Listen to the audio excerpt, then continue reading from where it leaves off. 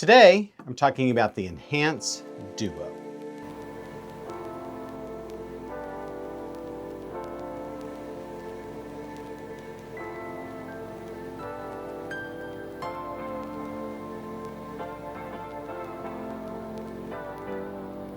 The Enhance Duo is currently available in the elongated and wide body shape for $174.99, but you can get it for $154.99 with code.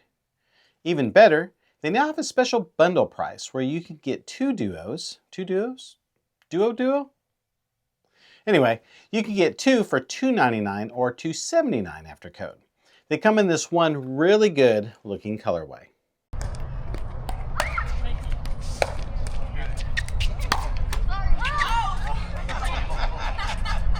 If you love pickleball, you probably know Enhance.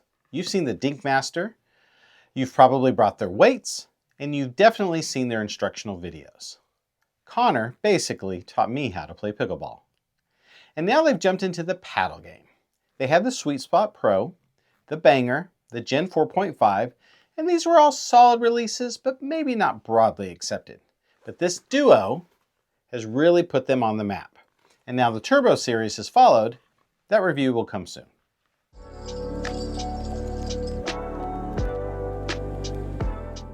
Let's take a look at the construction on these Gen 4 paddles, and as usual, I'll do this with imaging.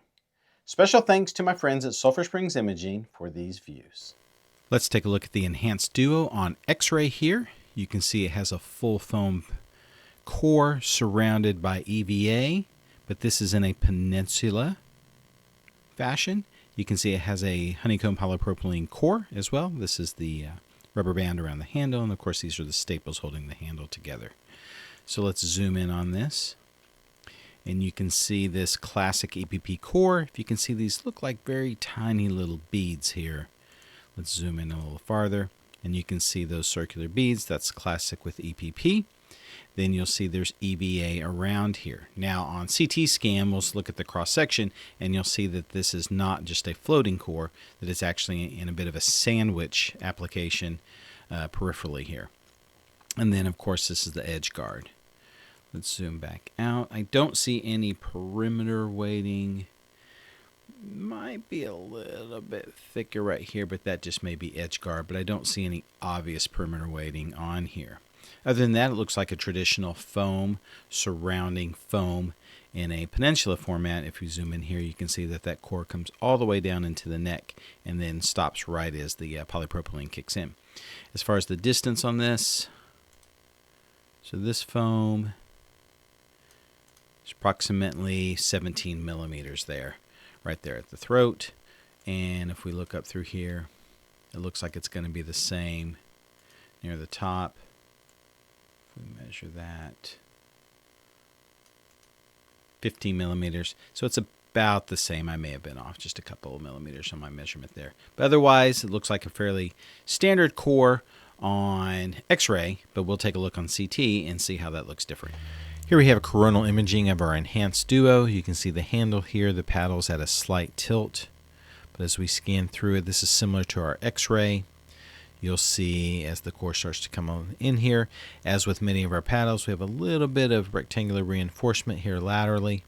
This is just underneath the face layers up against the core on either side. Again, you can see this is a peninsula form with surrounding EVA foam. But if you remember, this EVA does not come all the way through. Once again, you see that structure. And as we scan through here, we can see the core, we can see the EVA. Now, as I scan through here, I'm looking for the transition where this EPP core does extend out farther. And it's hard to see with the cuts that I have on my CT scanner here where that happens. It does change a little bit here, but it looks like I'm still seeing the EVA foam. So we'll need to look in sagittal views for that. Now, on sagittal views, you can see this. So this EPP core here, and you can see through this thin layer comes all the way out to the edge with EVA above it and below it. And then let's try to take a measurement of that and see how thick that part of the core is. And it's real hard to get it fine there, but I'm getting about 3 millimeters or so. So this whole paddle should be a 16 millimeter paddle. Gotcha. I got 15.3, so very close there. And then, so the thickness of the EPP core is 15 to 16 millimeters here. And then right along the edges, it's about 3 millimeters with EVA foam making up the rest. So that should be 12. So it should be about 6 millimeters of EVA foam on either side of this in more of a sandwich pattern here laterally. Might be able to see that just a little bit over here. I'll zoom out just a little bit. Versus the full layer thickness here in the middle of the paddle. And now I'm in transverse imaging, and you can see as we scan through the paddle, clearly EPP comes all the way out to the side here with that little layer of side foam that you use for thermoforming with the EVA above it on either side. The face sheet layup has 3 layers of T700 carbon fiber with no fiberglass. The thickness is reported as 16 millimeters, and the direct measurement is 15.3 millimeters with the edge caliper.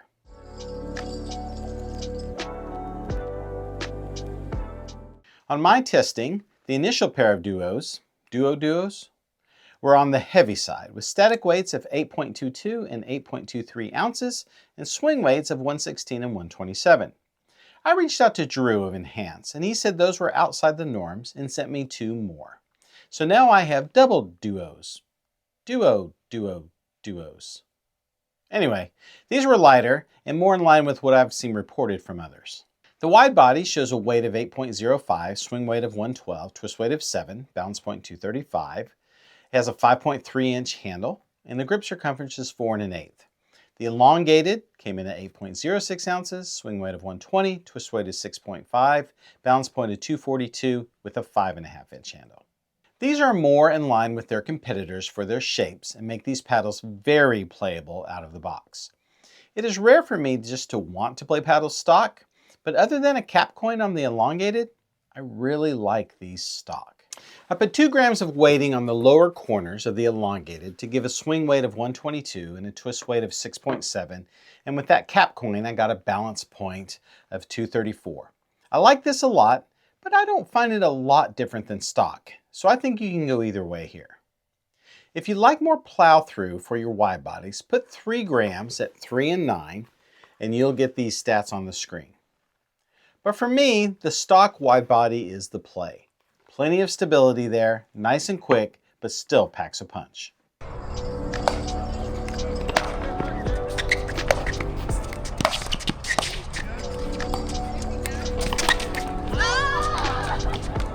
So how do these play? First, these are power paddles. I'm putting these in the middle tier of power, around that loco level. The feel, however, is different from that loco.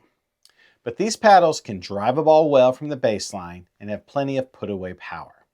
It isn't exponential or explosive power like the paddles that sit in the top tier, your Boomstick, Cyclone, GX2 Power, or Flick F1.